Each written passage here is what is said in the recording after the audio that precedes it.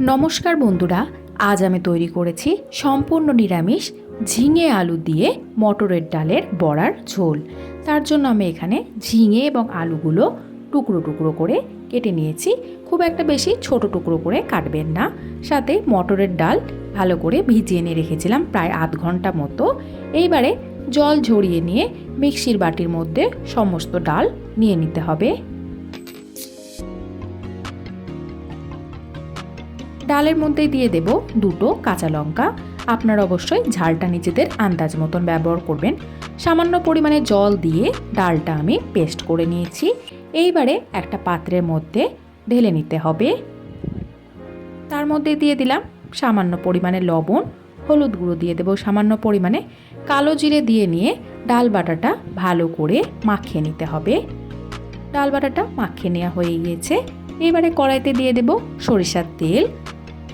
তেলটা ভালো করে গরম করে নেওয়ার পরে মিডিয়াম ফ্লেমে রেখে দিয়ে একে একে বড়াগুলো তেলের মধ্যে দিয়ে দিতে হবে। একটা পিঠ ভালো করে ভেজে নেওয়ার পরে অপর পিঠটা উল্টে দেব। বড়াগুলো হালকা লালচে করে ভেজে নেব। মটরের ডালের বড়াগুলো ভেজে নেওয়া হয়ে গিয়েছে। তেল ঝরিয়ে নিয়ে তুলে নেব। বড়া ভেজে নেওয়া তেলের মধ্যে দিয়ে দেব গোটা জিরে, চেরা কাঁচা লঙ্কা, সাথে দিয়ে দেব হাফ চা চামচ মতো হিং। আপনারা চাইলে হিংটা নাও ব্যবহার করতে পারবেন। 2 থেকে 3 সেকেন্ড মতো নাড়াচাড়া করে নেওয়ার পরে দিয়ে দেব কেটে রাখা আলুর টুকরো। আমি এখানে দুটো আলু ব্যবহার করেছি। 2 থেকে 3 মিনিট মতো হালকা করে আলুটা ভেজে নিতে হবে। এইবারে এর মধ্যে দিয়ে দেব কেটে রাখা ঝিঙের টুকরোগুলো। আমি এখানে বড় 4টে ঝিঙে ব্যবহার করেছি। ঝিঙে এবং আলুগুলো প্রায় 5 মিনিট মতো এইভাবে নাড়াচাড়া করে নেব। দিয়ে দেবো এর মধ্যেই পরিমাণ মতো লবণ, হলুদ গুঁড়ো দিয়ে দেব সামান্য পরিমাণে। আরও একবার নাড়াচাড়া করে ভালোভাবে মিশিয়ে নিতে হবে।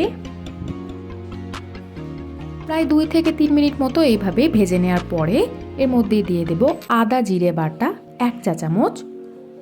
আবারও নাড়াচাড়া করে মিশিয়ে নিতে হবে 2 থেকে 3 মিনিট মতো।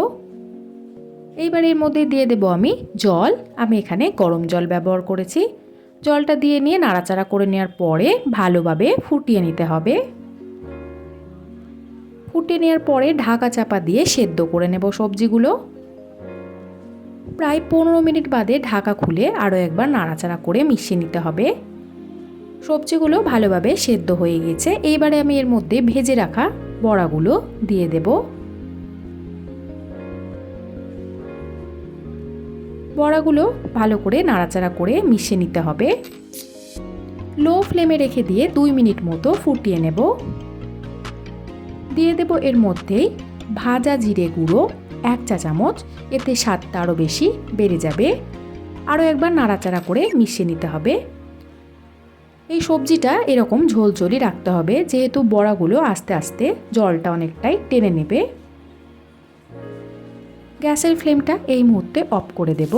ঝিঙে আলু দিয়ে বড়ার ঝোল একদম তৈরি।